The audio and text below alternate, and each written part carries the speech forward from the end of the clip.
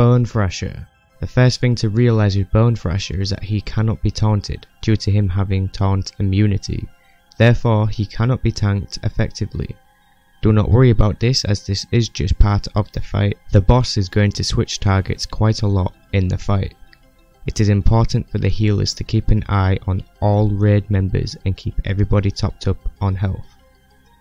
It is especially important for the DPS and the healers to always be stacked behind the boss, no matter who has the threat of the boss at the current time. If Bonecrusher pummels you into the ground like this, then run away from the boss and wait for him to switch target before you approach him again.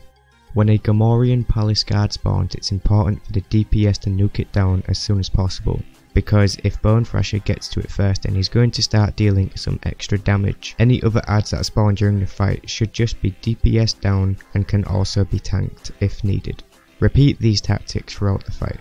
Jag and SWTOR. The best way to take on this boss is to split up your raid into two groups, 4 members on one boss and 4 members on the other boss. The typical setup would be 1 tank, 2 DPS and 1 healer on each boss. A droid is going to spawn, which is going to freeze a member of the group on Jag. The DPS must destroy this droid as soon as possible, otherwise the person that was frozen will stay that way until the droid is gone. The same with any other fight with an AoE, move out of it as soon as possible. The tank on SWTOR will get a debuff when rapid shots is used. As you can see, the tank will take more damage from rapid shots with the more stacks that he holds. A tank swap can be used to avoid this, but it is not a high priority in story mode, but can make good practice for hard mode. However, the easy way around this is to just interrupt the ability rapid shots, which your DPS or tank can do while on SWTOR. The AoE that I showed you earlier is caused by SWTOR when he jumps up to an awning during the fight. Just avoid the AoEs as you should do. A DPS can jump up to SWTOR to DPS if he wants to, but this is not necessary. It shouldn't matter which one that you kill first, just DPS them down evenly and try to kill them both around the same time.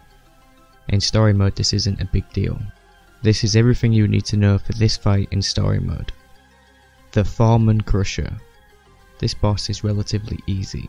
Have 1 tank focus on the boss and keep him in the corner. Have the other tank focus on the adds that spawn from the other end of the area. The adds will spawn from here. Every so often, the Bonecrusher will enter a rage. He will rapidly attack the tank and then switch target. You can taunt back if you want to, but the Bonecrusher should just switch back to you automatically. This is everything you need to know for the Bonecrusher. The Fabrication Droid. The puzzle on this boss is fairly simple. All you need to do is stack the towers accordingly. Always stack the towers for the right side so that you can use the fire on the boss.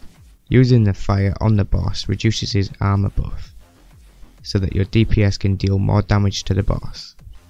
If this is not done timely, just move the symbols across the panels, stacking each other accordingly.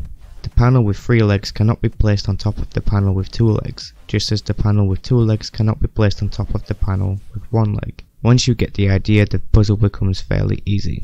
Tanking this boss is usually easier against the wall where you can see me. A tank swap is needed for the debuff that the tanks get while tanking. Swapping between 8 and 10 stacks is ideal. The DPS and the healers should always be behind the yellow lines that you can see near the boss.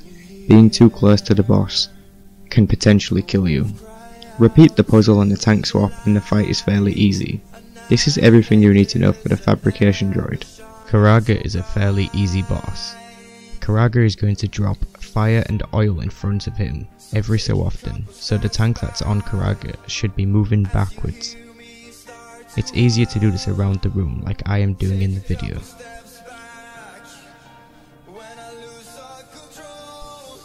Karagga will drill into the ground, causing drills to pop up underneath random raid members, dealing damage.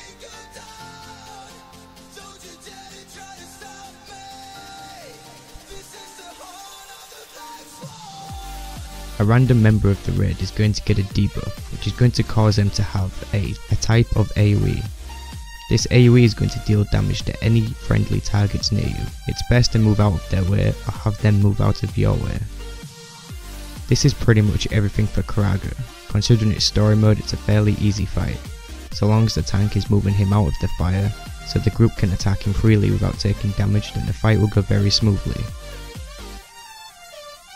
This is everything you need to know for Karagga's Palace. Don't forget to like the video if you want to see more like this, and subscribe if you want to be updated on my channel.